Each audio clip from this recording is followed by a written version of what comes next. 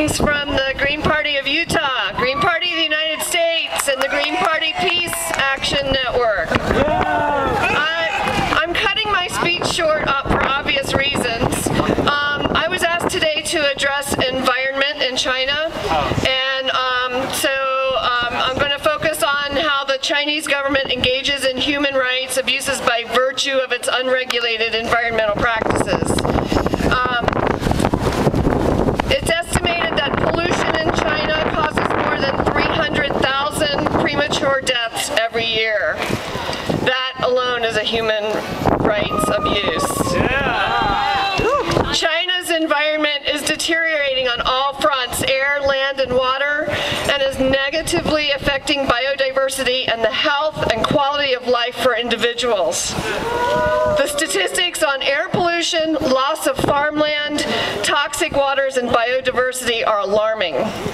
The Chinese government's lack of sustainable water management policies has contributed to water pollution that significantly harms public health, water shortage and contamination, and loss of community livelihood and local income. Polluted water not only has a significant impact on public health in China, but also the livelihood of farmers and fishermen. Additionally, coastal waters have become polluted to the point of rendering the water uninhabitable for coastal species and organisms. Under international laws, all people have the right to basic human needs such as water, health, and an adequate standard of living. These rights are protected in the 1948 Universal Declaration of Human Rights and the International Covenant on Economic, Social, and Cultural Rights, which has been ratified by 155 countries, including China, in 2001. Ratification dictates that countries must adopt effective measures to realize without discrimination the right to sufficient, safe, acceptable, accessible, and affordable water. In China, however, this still remains out of reach for much of its population.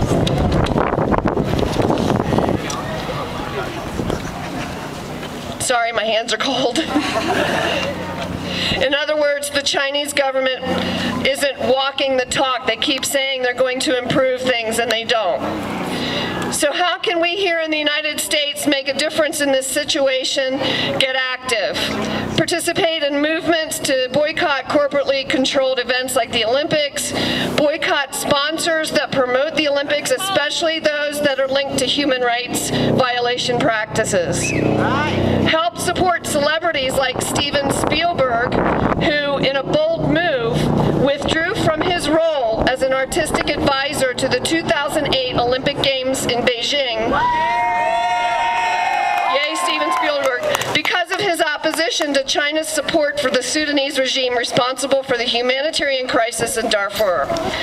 He has accused China of not doing enough to press Sudan to end the continuing human suffering in the troubled region. You can write to your Chinese embassy to demand the release of political prisoners for exercising the right to speak out against human rights abuses. Support the environmental movement in China. Research, read, absorb all you can, all the information you can about environmental and human rights violations to become better informed. Support groups like Amnesty International and the Human Rights Watch, whose missions are to work to defend the rights of humans worldwide. Urge your representatives to defend human rights worldwide. And when exercising your right to vote, vote for politicians who value human and environmental rights in our world. I became a member of the Green Party because of its key values of nonviolence, environmental justice, and advocacy for human rights. Seek out organizations which value life on our planet. And so I'd like to end with this pledge to life, which my husband, Tom King, wrote. I pledge allegiance to all life in its interdependent diversity, and to the planet upon which it exists, one world, under the sky, undividable, with harmony and balance for all. You can read my whole speech by just Googling Deanna Taylor, and you'll see the rest of it. Thank you very much.